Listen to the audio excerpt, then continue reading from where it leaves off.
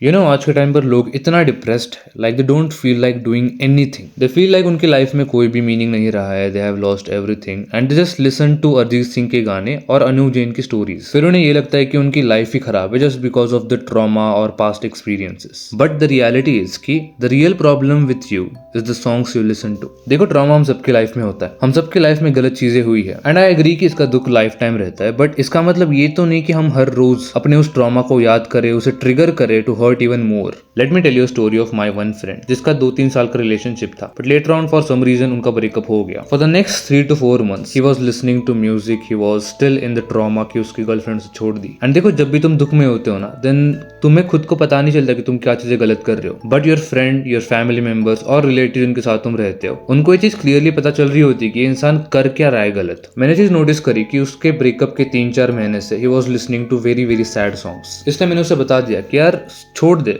उसको याद करना है तो कर ले, but don't listen to these songs. अब देखो, मोस्ट केसेस में लोग सुनते नहीं है तुम्हारी बात, वो कहते हैं कि यार तू नहीं समझ पाएगा मेरा दुख। But I don't know, for some reason इसने मेरी बात सुन ली एंड उसने म्यूजिक सुनना बंद कर दिया for a while. And guess what, within a week उसका मूड टोटली अपोजिट हो गया। जहां पर पहले वो इतना डिप्रेस्ड रहता था, किससे भी बात नहीं करता था, now this is the guy who is enjoying nature, enjoying fresh air, वो अच्छे अच्छे गानों पर वाइब कर रहा है, he is living his life within a week. When I said कि सैड गाने मत सुनो, इसका मतलब ये नहीं कि तुम्हें प्यार वाले गाने नहीं सुनने। There is very big difference between love songs and sad songs. Sad songs में जहां पर वो आर्टिस्ट अपनी उस गर्लफ्रेंड को याद कर रहा होता है जो कि उसकी कभी गर्लफ्रेंड थी भी नहीं, एंड उसके अपोजिट ऐसे भी लव सॉन्ग्स होते हैं जो कि इतने ब्यूटीफुल होते हैं जिसको सुनकर तुम्हें डिप्रेशन आएगा ही नहीं। सो मेक श्योर कि तुम इन दोनों टाइप को डिफरेंशिएट अच्छे से कर पा रहे हो, बिकॉज देखो, गाने, म्यूजिक यही एक इकलौती चीज है जो कि हमारे सैड मूड को टोटली चेंज कर सकती है। अगर तुम्हें विश्वास नहीं हो रहा, देन जस्ट नोटिस कि तुम जब भी रील्स देखते हो, 80% of the time you are just watching reels just because of the music जो बैकग्राउंड तुम्हें एडिट में दिखाई सुनाई दे रहा है। That is the reason you are very very hooked on to it.